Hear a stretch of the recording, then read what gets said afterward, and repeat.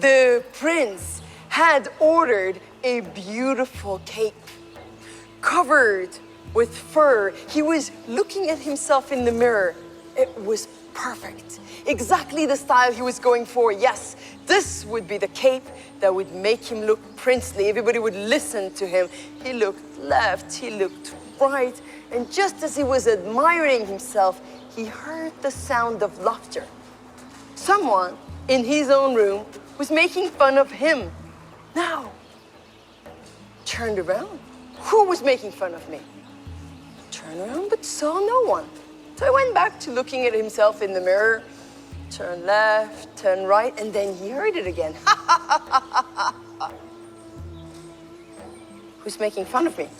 Is anyone here? He went out to the door, looked left and right. No one. Looked around, and then he heard the voice. It said, look left, look right. You're looking in all the wrong directions. You're getting the wrong answers to the wrong questions. He looked under the bed. You're looking in all the wrong places. You can't even see me. I'm here, right in your face. I am on your table. I am the true ruler of this kingdom. The people love me. They honor me. They work for me. They will do anything to have me. Can't you see me? On your table.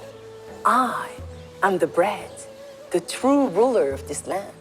This time it was the prince. I looked at the loaf of bread on his table and he said, you would be the true ruler of this kingdom.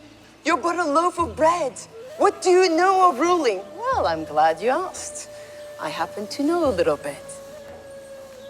See, once upon a time, I was just like you. I was a seed sleeping down deep in the earth, lost in darkness. I didn't even know where I was. And then one day, the drop of rain fell from the sky all the way down. It came to find me. It kissed me. It woke me up. It told me of the journey it went through to find me. It told me of the light. And then my heart cracked open. I wanted to grow and I started on my journey all the way to the light. Oh, it was a difficult journey. I was in darkness. I stumbled on stones. I got lost, but finally, I kept on going blindly and I broke the crust and found the sky. I was greeted by the sun that danced with me, and I grew as I danced, and I danced as I grew. I had a beautiful stem to dance with the wind. I had golden hair to tickle the sky. I had fluff, plump seeds attached to me. I was wheat. I felt I was the king of the land, so rich, so beautiful. I felt I had arrived. Well, it was only the beginning of my journey. I was so proud, I was so vain. And then they came, and they cut me, and they beat me to a pulp, and they took my seeds away, and they threw me in the mill, and the millstones slowly ground me into a fine dust of flour. I was pure, I was white, I was light, I was free. I was the flower. And that's when, for the second time, I met water. Water came with salt and yeast, and together we became dough.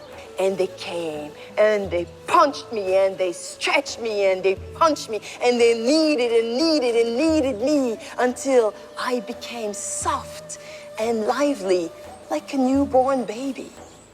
I was almost there. I was almost bred. But I was raw. So they gave me to the fire. And with the heat, I grew and I rose. And as the fire came close, I gave it every last thing I was still holding on to. And as I gave everything, my crust broke. My crust cracked. And I burned. And this is how I became bread. I feed and I save. And what about you? What about you, princely seed? This was my journey. What will yours be? How will you go from raw to baked to burnt? This was what the bread told the prince. And they say that the next morning, in the princely bedroom, they found the beautiful cape with the fur on the bed. Nothing was missing in the room, nothing but the prince. He was never found.